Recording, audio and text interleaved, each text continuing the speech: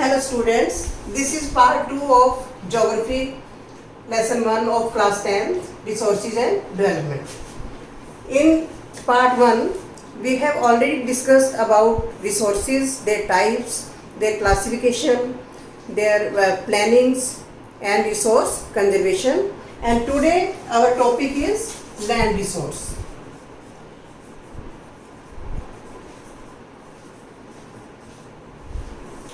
Land is an important resource because human beings do all activities only on land. He do agriculture, he make his settlements, he make industries, he do agriculture. All types of activities are done on land. So land is an important resource. Without land human beings cannot survive.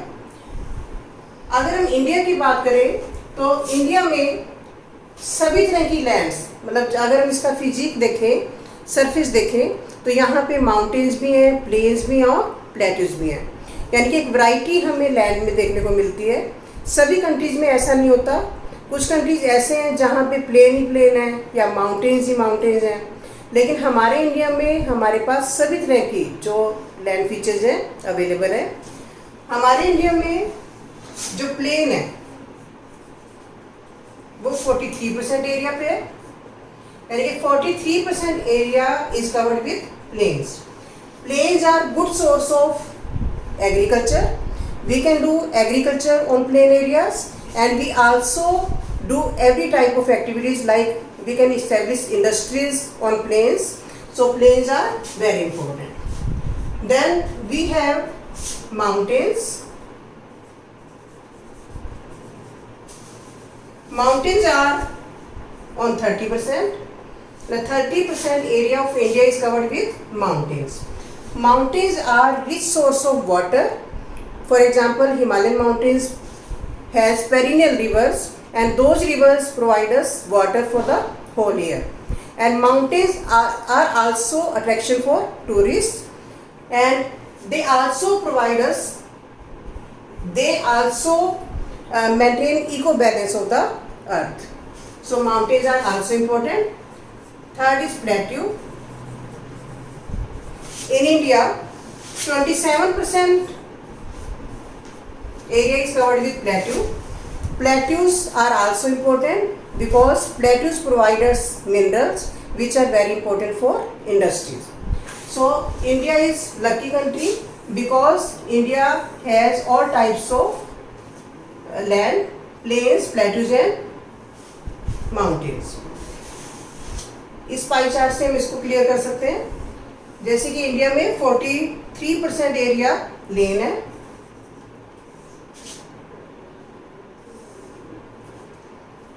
30% area mountains है and 27% area plateaus.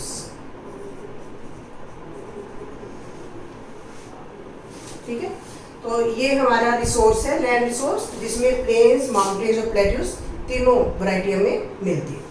अब next topic पे हम आते हैं. सबसे पहले तो आपने ये देखा कि लैंड बहुत इंपॉर्टेंट रिसोर्स है और हमारे इंडिया के पास डिफरेंट वैरायटी का जो लैंड फीचर है वो अवेलेबल है. अब नेक्स्ट टॉपिक है लैंड यूटिलाइजेशन.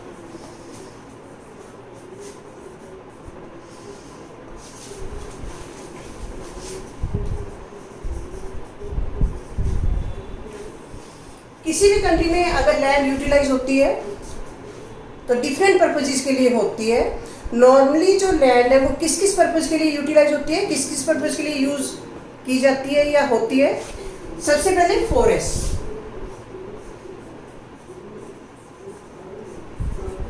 किसी भी कंट्री में जो है लैंड पे फॉरेस्ट होते हैं.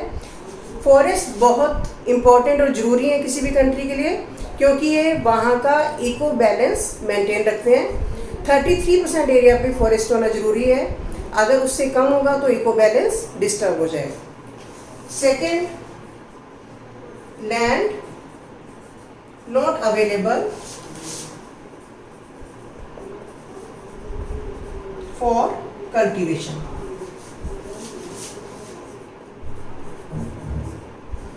फिर जो जमीन पे कुछ ऐसा एरिया भी होता है जो हमें कल्टीवेशन के लिए, कल्टीवेशन मतलब एग्रीकल्चर के लिए अवेलेबल किसी भी कारण से नहीं होता।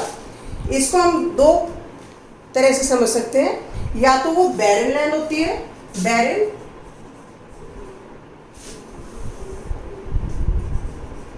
और वेस्टलैंड, या फिर वो land use for non agricultural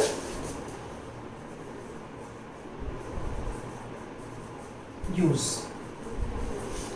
मतलब लैंड जो कल्टीवेशन के लिए क्यों अवेलेबल नहीं है, या तो वो वेस्टलैंड है, बैरन लैंड है, बैरन मतलब जो फर्टाइल नहीं है, जिसपे हम एग्रीकल्चर नहीं कर सकते, उसकी फर्टिलिटी बहुत डाउन है, या फिर land use for non agricultural use. जैसे हम जो है लैंड को अपनी सेटलमेंट्स बनाने के लिए, अपने फैक्ट्रीज बनाने के लिए, रोड्स बनाने के लिए भी यूज करते हैं। तो जिस लैंड पे हमने फैक्ट्रीज बना ली, रोड्स बना ली, उसको भी हम कल्टीवेशन के लिए, मतलब एग्रीकल्चर के लिए यूज नहीं करेंगे।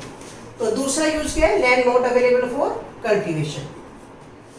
थर्ड है other uncultivated land, other uncultivated land. Uncultivated मतलब जिसपे हम एग्रीकल्चर नहीं करते।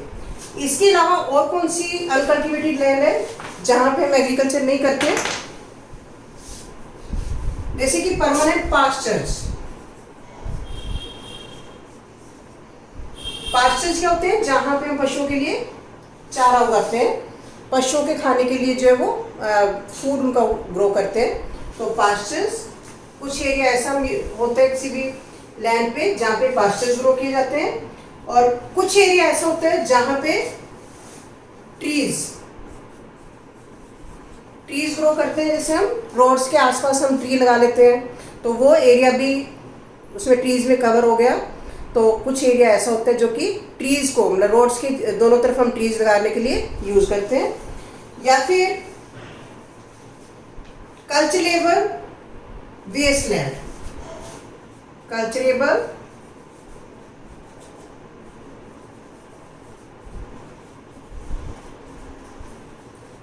मतलब मीन जिसपे हम एग्रीकल्चर कर सकते हैं, लेकिन वो वेस्ट पड़ा है किसी भी कारण से, उस पर हम एग्रीकल्चर नहीं करते। तो इसमें से जो किसी भी कंट्री में या तो फॉरेस्ट के लिए यूज करते हैं हम लैंड, या फिर नॉट अवेलेबल फॉर कल्टीवेशन, यानी कि एग्रीकल्चर के लिए जो अवेलेबल नहीं है किसी इन कारणों से, या फिर अनकल्टिवेटेड लैंड जिसपे हमने पास्चर्स मतलब चारागाह बनाए हुए हैं, ट्रीज उगाए हुए हैं, या फिर वेस्टलैंड पड़ा है। फोर्थ है फैलो लैंड।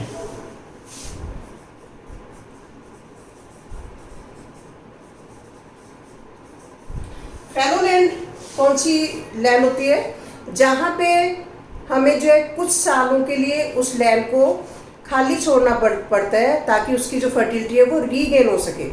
जैसे हम 2-3 साल उस पर एग्रीकल्चर कर लिया, उसके बाद हमें कुछ टाइम के लिए, साल के लिए, 2 साल के लिए, या 5 सालों के लिए उसको खाली छोड़ना पड़ता है, ताकि उसकी फर्टिलिटी रीगेन हो जाए, फिर हम उसको एग्रीकल्चर के लिए यूज कर सकते हैं। तो फैलो लैंड भी होती है, जो है फैलो लैंड 2 तरह की होती है।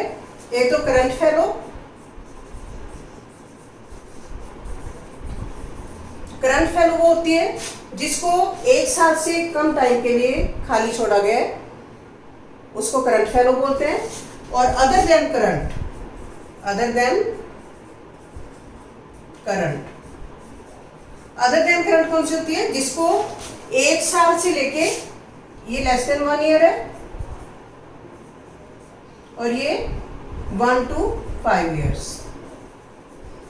यानी कि 1 से 5 सालों तक जिसपे हमने एग्रीकल्चर नहीं की, उसको खाली छोड़ा हुआ है, ताकि उसकी फर्टिलिटी रीगेन हो जाए। तो कुछ जमीन ऐसी होती है जो फैलो लैंड होती है। इसके बाद नेक्स्ट सोन एरिया,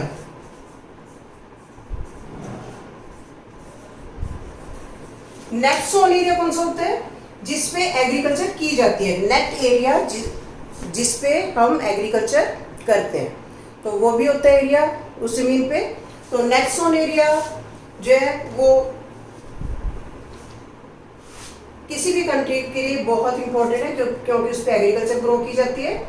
तो हमारे कंट्री के पास नेट सोन एरिया बहुत ज़्यादा है, इसीलिए हमारा कंट्री एग्रीकल्चरल कंट्री कहलाता है।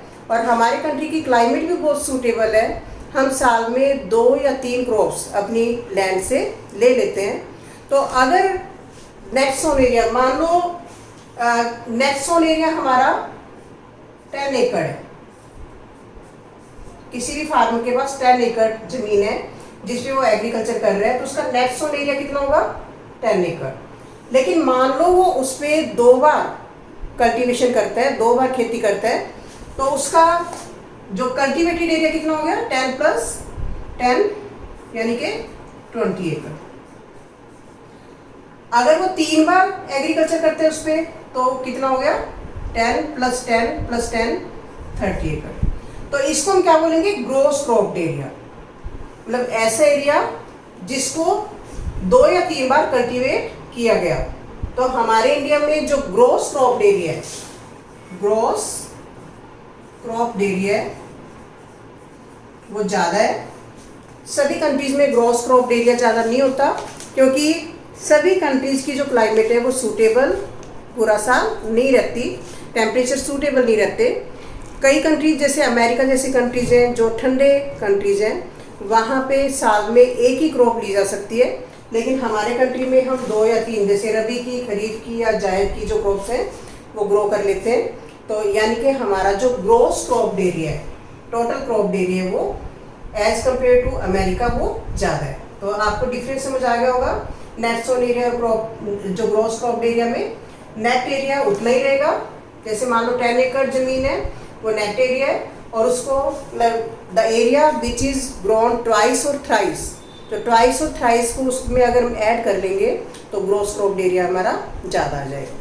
तो किसी भी कंट्री में जो लैंड यूटिलाइजेशन है वो नॉर्मली इन्हीं पर्पजेज के लिए होता है, या तो फॉरेस्ट होते हैं उसके ऊपर, या फिर land not available for cultivation, या फिर अदर अनकल्टिवेटेड लैंड, फिर फैलो लैंड, और फिर नेट सोन एरिया। तो इन पर्पजेज के लिए लैंड यूटिलाइजेशन किया जाता है।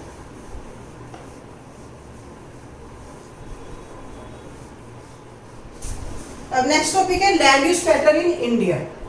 Land use pattern in India.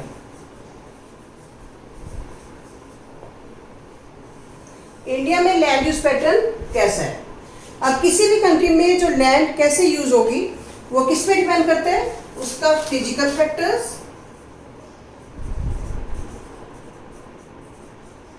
और क्लाइमेटिक फैक्टर्स या ह्यूमन फैक्टर्स। मतलब या तो फिजिकल फैक्टर्स पे डिपेंड करेगा कि हम लैंड को यूज कैसे कर रहे हैं, या फिर ह्यूमन फैक्टर्स को। फिजिकल फैक्टर्स में क्या लेंगे हम? उसकी टोपोग्राफी कैसी है, यानी कि जो लैंड है हमारे पास उसका सरफेस कैसा है, वो प्लेन है, प्लेट्यूज है या माउंटेन्स है। अगर प्लेन्स है तो वहाँ पे हम एग्रीकल्चर आसानी से कर सकते हैं, वहाँ पे हर तरह की एक्टिविटीज़ आसानी से की जा सकती हैं। अगर माउंटेनियस एरिया है तो उसका यूज़ हम ज़्यादा नहीं कर सकते, उसको पहले अगर हमने एग्रीकल्चर करनी है तो प्लेन जो है वो करना पड़ेगा, जो कि पॉसिबल नहीं है। तो टोपोग्राफी पे डिपेंड करते हैं कि हम उस लैंड को यूज़ कैसे करते हैं। उसके बाद क्लाइमेट, वहाँ का क्लाइमेट कैसा है। अगर किसी कंट्री में क्लाइमेट सूटेबल है, किसी प्लेस का जो क्लाइमेट है वो सूटेबल है, ना बहुत ज़्यादा गर्म है ना ही बहुत ज़्यादा ठंडा है, तो वहाँ पे पॉपुलेशन की डेंसिटी ज़्यादा होगी और वहाँ का लैंड यूज़ ज़्यादा होगा। लेकिन अगर रफ टेरेन है और हार्ड क्लाइमेट है, बहुत ज़्यादा गर्मी है, बहुत ज़्यादा ठंड है, तो वहाँ पे ज़्यादा पॉपुलेशन नहीं रहेगी और उसका लैंड यूटिलाइजेशन ज़्यादा नहीं होगा। इसके बाद सॉइल टाइप्स। सॉइल टाइप, किसी भी एरिया में सॉइल का टाइप क्या है। अगर सॉइल फर्टाइल होगी तो वहाँ पे एग्रीकल्चर कर सकते हैं। अगर इनफर्टाइल लैंड है, सॉइल फर्टाइल नहीं है, तो वहाँ पे एग्रीकल्चर का काम नहीं किया जा सकता। तो सॉइल का टाइप कौन सा है, इस पे भी डिपेंड करता है कि हम लैंड को यूज़ कैसे करेंगे। इसके बाद ह्यूमन फैक्टर्स। ह्यूमन फैक्टर्स में किसी भी एरिया में पॉपुलेशन की डेंसिटी क्या है, डेंसिटी मतलब पर एकड़ कितनी पॉपुलेशन रहती है। अगर किसी एरिया की डेंसिटी ऑफ पॉपुलेशन ज़्यादा है तो वहाँ पे लैंड यूटिलाइजेशन ज़्यादा होगा डिफरेंट पर्पजेज़ के लिए। और मल्टी स्टोरी बिल्डिंग्स भी लोग बना सकते हैं, जैसे दिल्ली जैसे इलाके में जो मेट्रो सिटीज़ है वहाँ पे लोग मल्टी स्टोरी बिल्डिंग्स बनाते हैं और पॉपुलेशन बहुत ज़्यादा है तो वहाँ का लैंड यूटिलाइजेशन अलग तरीके से होगा। और अगर पॉपुलेशन की डेंसिटी कम है तो वहाँ पे लैंड यूटिलाइजेशन जो है वो कम होगा और अलग तरीके से होगा। इसके बाद टेक्नोलॉजी। किसी भी कंट्री में लोगों के पास टेक्नोलॉजी कैसी है उस पर भी डिपेंड करता है कि लैंड यूटिलाइजेशन कैसा होगा। अगर टेक्नोलॉजी में एडवांस है वो कंट्री तो एफिशिएंटली वो अपने जो लैंड एरिया को यूज़ कर लेगा। अगर टेक्नोलॉजी ज़्यादा एडवांस नहीं है तो वहाँ पे लैंड यूटिलाइजेशन ज़्यादा एफिशिएंटली नहीं हो पाएगा। जैसे डेवलपिंग कंट्री और डेवलप कंट्रीज़ में भी ये फ़र्क है कि डेवलपिंग कंट्रीज़ में टेक्नोलॉजी कम होती है इसलिए वो एफिशिएंटली उसका अपनी लैंड जो रिसोर्सेज का यूज़ नहीं कर पाते। लेकिन जापान जैसे जो डेवलप कंट्रीज़ हैं वो अपने लिमिटेड रिसोर्सेज का भी एफिशिएंटली यूज़ कर पाते हैं। तो टेक्नोलॉजी पे भी डिपेंड करता है कि लैंड यूज़ कैसे होगा। इसके बाद कल्चर एंड ट्रेडिशन।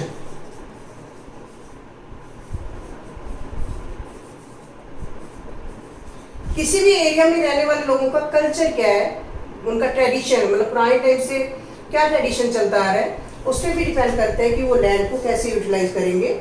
जैसे हमारा कल्चर क्या है कि हम एग्रीकल्चर करते आ रहे हैं बहुत पुराने टाइम से, तो एग्रीकल्चर में हम अपने लैंड को ज़्यादा यूज़ कर रहे हैं। लेकिन धीरे धीरे जैसे जैसे हम डेवलप होते जाएंगे वैसे वैसे हो सकता है कि लैंड एरिया कम हो जाए और इंडस्ट्रियल एरिया बढ़ जाए। तो इस तरह से किसी भी कंट्री में जो लैंड यूज पैटर्न है वो फिजिकल फैक्टर्स यानी कि टोपोग्राफी, क्लाइमेट और सॉइल टाइप्स पे डिपेंड करता है, या ह्यूमन फैक्टर्स मतलब ह्यूमन बींग्स कैसे, वहाँ पे डेंसिटी कैसी है, टेक्नोलॉजी कैसी है, कल्चर कैसे है, ट्रेडिशंस कैसे हैं, उस पर डिपेंड करता है कि लैंड यूज कैसे होगा।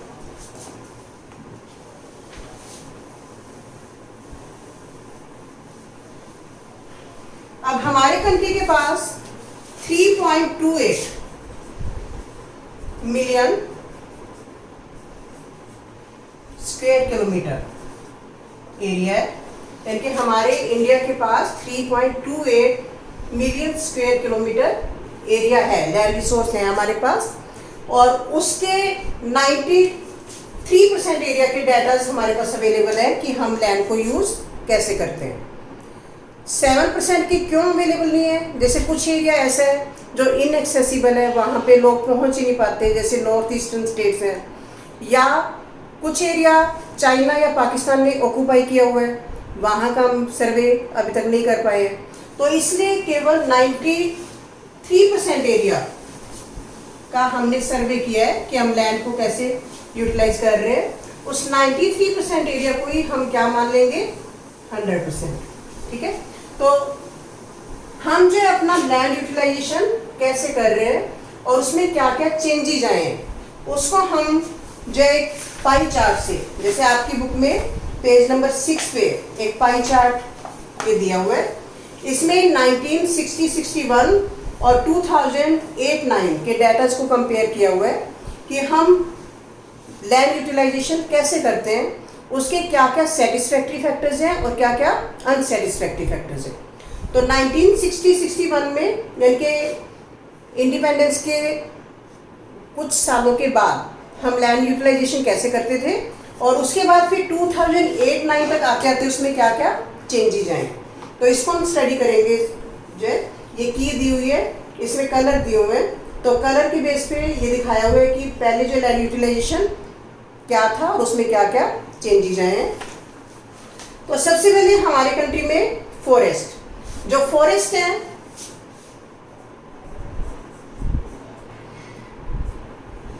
जो हम जो दो डेटास को कंपेयर कर रहे हैं 1960, 61 एंड 2008-9, तो इसमें क्या क्या चेंजेस आए ये हम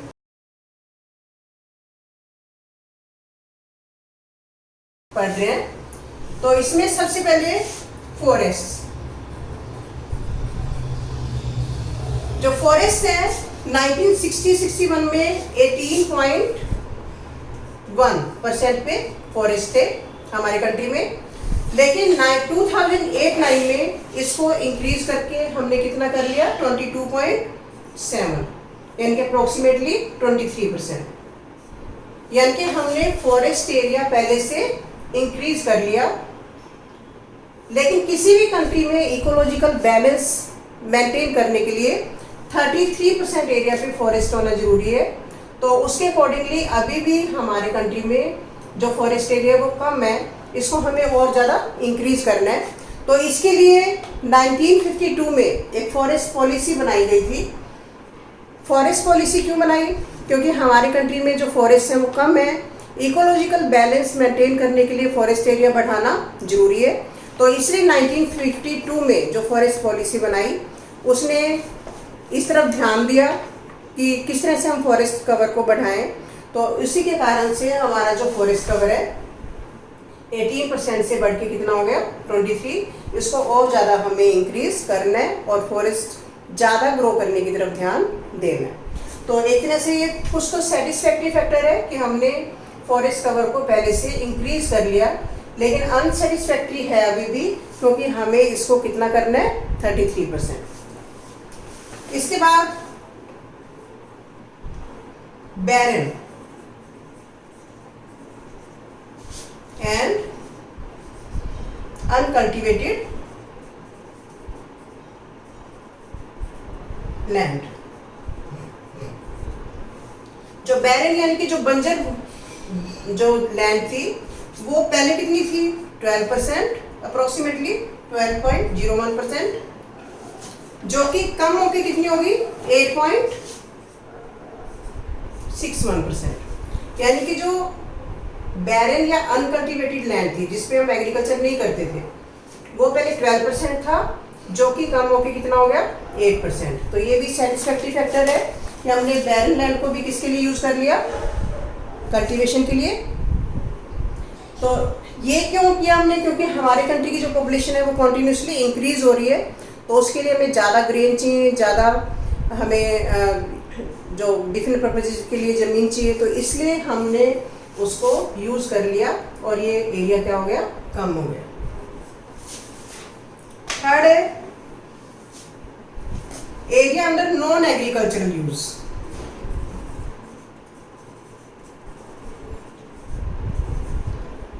नॉन एग्रीकल्चरल यूज में जो एरिया था पहले 4.95% था, जो कि बढ़ के कितना हो गया 5.57, यानी कि जिसको हम पहले नॉन एग्रीकल्चरल पर्पजेस के लिए यूज करते थे, अब हमने उसको जो है वो बढ़ा के एग्रीकल्चर में कन्वर्ट कर दिया और ये बढ़ के कितना हो गया 5.57%।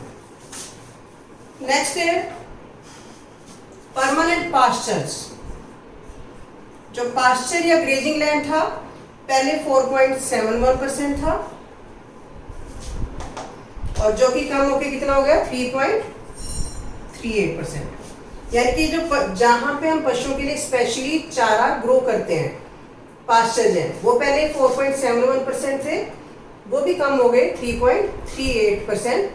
ऐसा क्यों हुआ? क्योंकि हमें जो है वो पॉपुलेशन के लिए जो उसकी रिक्वायरमेंट्स को पूरा करने के लिए ग्रेन उगाना है, उसके लिए ज़मीन ज़्यादा चाहिए, इसलिए हमने पास्चर्स की लैंड को किसमें यूज़ कर लिया, एग्रीकल्चर के लिए या दूसरे पर्पजेस के लिए। तो ये भी अनसेटिस्फैक्ट्री फैक्टर है।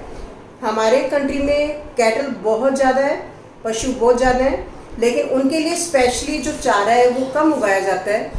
फिर इतनी बड़ी जो कैटल की जो पॉपुलेशन है उसकी रिक्वायरमेंट्स को कैसे पूरा किया जाता है? जो भी एग्रीकल्चर का वेस्ट निकलता है, जैसे गेहूं का वेस्ट निकल गया, तूड़ी जिसको बोलते हैं, या जो भी राइस का वेस्ट निकल गया, उसको हम पशुओं को खिलाते हैं, जिसका जो पशुओं की हेल्थ पे बैड इफेक्ट पड़ता है।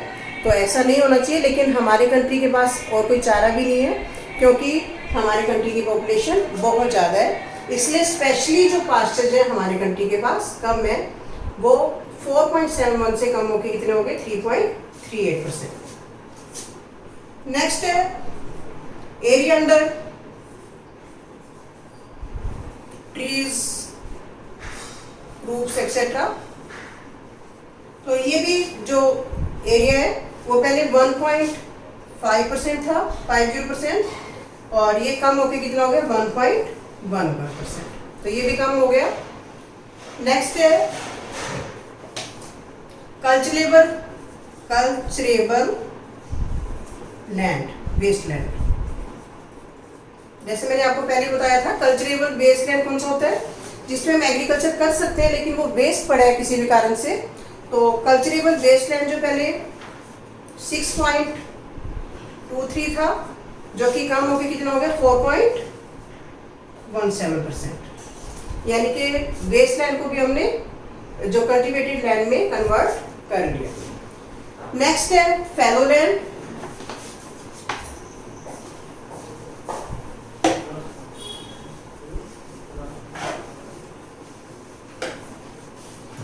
जो फैलो लैंड है,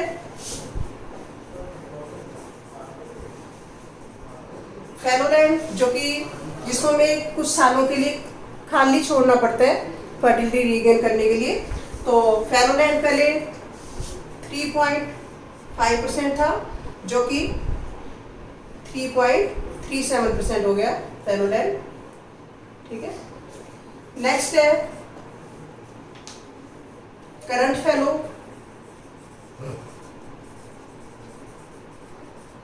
करंट फैलो जो है वो पहले 3.73% था, जो कि बढ़ के कितना हो गया 4.76%। और नेक्स्ट है net sown area. Net sown area मतलब ऐसा एरिया जिसमें हम एग्रीकल्चर करते हैं।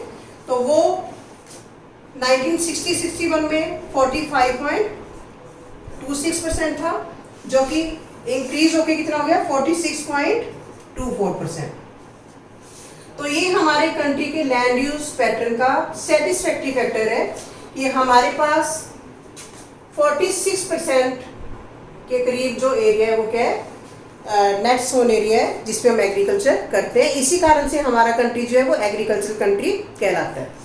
अगर हम नेट सोन एरिया में जो फैलो लैंड वाला एरिया भी इंक्लूड कर दें, जिसमें हम कुछ साल छोड़ के एग्रीकल्चर करते हैं, उस एरिया को भी अगर हम इसमें इंक्लूड कर देते हैं तो अप्रोक्सीमेटली 54% एरिया हमारे कंट्री के पास ऐसा है जिसमें हम एग्रीकल्चर करते हैं। यानी कि मोर देन 50% एरिया हमारे कंट्री का ऐसा है जिसपे एग्रीकल्चर का काम किया जाता है। तो this is a satisfactory factor of land use pattern in India. किसी भी दूसरे कंट्री में इतने बड़े एरिया पे एग्रीकल्चर का काम नहीं किया जाता, केवल हमारा ही कंट्री ऐसा है जिसपे हम इतने बड़े एरिया पे एग्रीकल्चर का काम करते हैं। तो इसी कारण से हम अपनी इतनी बड़ी पॉपुलेशन की जो फूड रिक्वायरमेंट्स या दूसरी रिक्वायरमेंट्स हैं एग्रीकल्चर के थ्रू वो पूरी कर पाते हैं।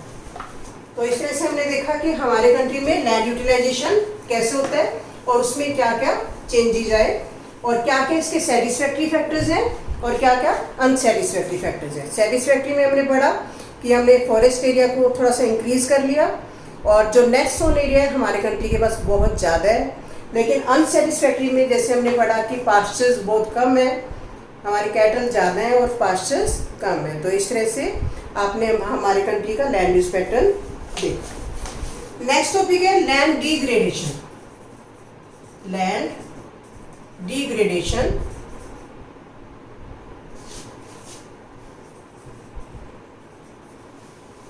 एंड कंजर्वेशन डिग्रेडेशन क्या होता है? लैंड की क्वालिटी डाउन होना। अगर हम कॉन्टिन्यूसली लैंड का मिसयूज करते रहेंगे, जैसे मान लो हम पंजाब और हरियाणा की बात करें तो पंजाब और हरियाणा में हम कॉन्टिन्यूसली फर्टिलाइजर केमिकल्स यूज़ करते आ रहे हैं इतने सालों से, तो जिसके कारण से हमारी जो लैंड की क्वालिटी डाउन हो गई है। तो इस तरह से डिफरेंट इसके रीजंस हैं जिसके कारण से हमारे कंट्री में जो लैंड की क्वालिटी है वो डे बाय डे डाउन होती जा रही है। इसी को हम क्या बोलेंगे? Land degradation. और उसको हम कैसे बचा सकते हैं, उसके कंजर्वेशन मेजर्स क्या है, ये हम आगे इस टॉपिक में पढ़ेंगे। तो हम जो है बहुत सालों से एग्रीकल्चर का काम करते आ रहे हैं। और ह्यूमन एक्टिविटीज़, ह्यूमन बींग्स ने डिफरेंट एक्टिविटीज़ के थ्रू जो है लैंड को का मिस यूज किया है, जिसके कारण से लैंड डिग्रेडेशन हो गया है हमारे कंट्री में। तो इसके डिफरेंट जो कॉजेज क्या हैं, सबसे पहले हम ये देखेंगे। सबसे पहले तो हमारे कंट्री में 130 million hectare 130 million hectare land ऐसी है जो कि डिग्रेडेड है, जिसकी क्वालिटी डाउन हो चुकी है। तो उसमें से कुछ लैंड ऐसी है जो कि वाटर इरोडेड है, मतलब वाटर जो है वो ज़्यादा हम इरिगेशन करते हैं उसके कारण से डिग्रेड हो चुकी है, या फिर ओवरग्रेजिंग, डिफॉरेस्टेशन, कई ऐसे कॉजेज हैं। इसको हम पढ़ेंगे। सबसे पहले हम देखते हैं कि 130 मिलियन हेक्टेयर जो लैंड है हमारे पास क्या है, डिग्रेडेड है। उसमें सबसे पहले जो डिग्रेडेशन का कारण क्या है, माइनिंग। माइनिंग कैसे, जैसे हम मिनरल्स निकालते हैं अर्थ के अंदर से, और मिनरल्स निकाल के उसको जमीन को, ये जो बड़े बड़े खड्डे बन जाते हैं उसको वैसे ही खुला छोड़ देते हैं, जिसके कारण से जो वहाँ का लैंड डिग्रेड होता जाता है। जो हवा है उसको, मिट्टी को उड़ा उड़ा के दूर दूर ले जाती है और लैंड की क्वालिटी डाउन हो जाती है। या फिर हम मिनरल्स निकालने के लिए, मान लो जमीन के अंदर मिनरल्स हैं और उसके ऊपर फॉरेस्ट हैं, तो हमें मिनरल्स को निकालने के लिए फॉरेस्ट कवर ख़त्म करना पड़ेगा पहले। तो जिसके कारण से भी जो हमारा इको बैलेंस डिस्टर्ब हो जाएगा, फॉरेस्ट को अगर हम काटेंगे तो जिससे लैंड क्या हो जाएगी, डिग्रेड हो जाएगी। तो पहला कॉज इसका क्या है, लैंड डिग्रेडेशन का, माइनिंग। जैसे झारखंड, छत्तीसगढ़ या मध्य प्रदेश जैसे जो स्टेट्स हैं, वहाँ पे लैंड डिग्रेडेशन का मेन कॉज क्या है, माइनिंग, क्योंकि वहाँ पे मिनरल्स बहुत ज़्यादा है और उन मिनरल्स को निकालने के लिए जो फॉरेस्ट कवर है वो काटना पड़ता है, और जिसके कारण से लैंड डिग्रेड हो जाती है। इसके बाद है डिफॉरेस्टेशन। दूसरा कॉज क्या है लैंड डिग्रेडेशन का, डिफॉरेस्टेशन। डिफॉरेस्टेशन यानी कि फॉरेस्ट को काटना। ह्यूमन बींग्स अपनी रिक्वायरमेंट्स को पूरा करने के लिए, मान लो उसने कहीं पे डैम बनाना है या सेटलमेंट्स बनानी है, रोड्स बनानी है, कोई भी डेवलपमेंट का काम करना है, तो वहाँ के फॉरेस्ट कवर को वो ख़त्म कर देगा। तो डिफॉरेस्टेशन भी लैंड डिग्रेडेशन का एक कारण है। अगर फॉरेस्ट नहीं होंगे तो वाटर फ्लो जो है वो उसके सामने ऑब्स्टेकल नहीं आएगा, और हमारी जो फर्टाइल लैंड है, फर्टिलिटी है, वो वॉश हो जाएगी। तो डिफॉरेस्टेशन भी एक कारण है जिसके कारण से लैंड डिग्रेड हो रही है। इसके बाद है ओवरग्रेजिंग।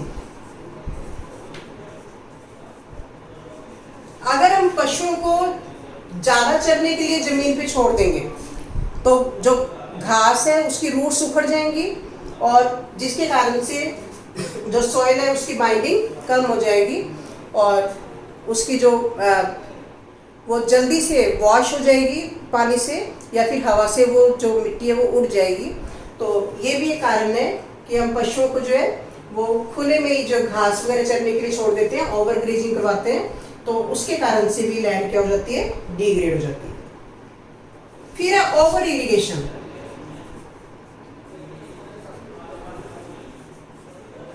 अगर ओवर इरिगेशन की जाए, यानी कि बहुत ज़्यादा इरिगेशन एक्सेस में की जाए, उससे भी जो है जो मिनरल्स हैं वो वॉश हो जाएंगे सॉइल के, या फिर उसकी सीपेज हो जाएगी। तो पंजाब और हरियाणा में जो ओवर इरिगेशन लैंड डिग्रेडेशन का एक कारण है, तो ओवर इरिगेशन के कारण भी जो लैंड डिग्रेड हो जाती है। नेक्स्ट है मिनरल प्रोसेसिंग। मिनरल प्रोसेसिंग, जैसे मिनरल्स को, जैसे कि हमने सीमेंट बनाना है तो उसको जो पत्थर है उसको क्रश करना पड़ेगा, उसकी ग्राइंडिंग करनी पड़ेगी, जिसके कारण से उसकी जो डस्ट है वो आसपास के एरिया में फैल जाएगी, सेटल हो जाएगी। तो वो जो डस्ट वाली जो लेयर है अर्थ के ऊपर, जब उसके ऊपर पानी गिरेगा, बारिश होगी, तो वो जो सारा जो पोल्यूशन है, जो डस्ट का पोल्यूशन है, वो उसकी सीपेज हो जाएगी, और जिसके कारण से भी लैंड क्या हो जाती है, डिग्रेड हो जाती है। तो मिनरल प्रोसेसिंग भी इसका कारण है। फिर है सिक्स्थ है इंडस्ट्रियल एफ्यूज। इंडस्ट्रियल वेस्ट जो है इंडस्ट्रियल जो वेस्ट है उसको भी अगर हम अर्थ के ऊपर ऐसे डाल देते हैं, जैसे इंडस्ट्रियल एरिया के आसपास जो भी लिक्विड फॉर्म में जो इंडस्ट्री का वेस्ट निकलता है, अगर उसको हम लैंड के ऊपर वैसे ही जो है वो छोड़ देते हैं तो उससे भी लैंड की क्वालिटी डाउन हो जाती है और लैंड डिग्रेडेशन हो जाता है। तो मेन जो कॉजेज है लैंड डिग्रेडेशन के, ये mining, deforestation, overgrazing, over irrigation, mineral processing and industrial waste. ठीक है, अब इसको हम कंजर्व कैसे करके रख सकते हैं? कंजर्वेशन,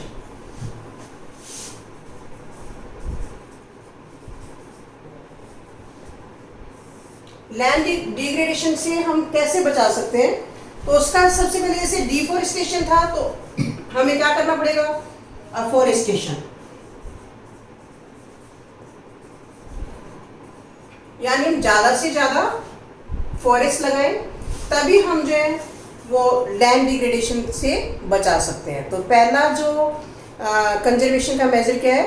अफॉरेस्टेशन, यानी कि फॉरेस्ट ज्यादा ग्रो करना। फिर इसके बाद है शेल्टर बेल्ट्स। शेल्टर बेल्ट्स क्या होती हैं? रोज ऑफ ट्रीज। जैसे मान लो सैंडी एरिया है, सैंड को आगे बढ़ने से रोकने के लिए अगर हम सैंड ड्यून्स के किनारे पे ट्रीज की रोज लगा दें तो उससे क्या होगा कि जो विंड की स्पीड है उसके सामने ऑब्स्टेकल बन जाएगा और जो सैंड ड्यून्स है वो आगे बढ़ने से रुक जाएंगे। तो ऐसे एरियाज में जहाँ पे विंड की स्पीड ज़्यादा है, सैंडी एरिया है, डेजर्ट्स हैं, तो वहाँ पे उनके किनारों पे हम शेल्टर बेल्ट्स लगा के लैंड डिग्रेडेशन को रोक सकते हैं। फिर नेक्स्ट है कंट्रोल ऑफ माइनिंग। जैसे हमने पढ़ा कि माइनिंग एक जो कारण है लैंड डिग्रेडेशन का, तो हम माइनिंग पे को कंट्रोल करें या माइनिंग के लिए अच्छी टेक्निक यूज करें। और अगर माइनिंग के लिए हमने बड़े बड़े खड्डे खोदे हैं जमीन के अंदर तो उसको फिर भर दें। तो इस तरह से अगर हम प्रिकॉशन लेंगे तो हम जो है यानी कि माइनिंग हम सही तरीके से करेंगे तो लैंड डिग्रेडेशन को कम कर सकते हैं। फिर है proper discharge, proper discharge of industrial waste.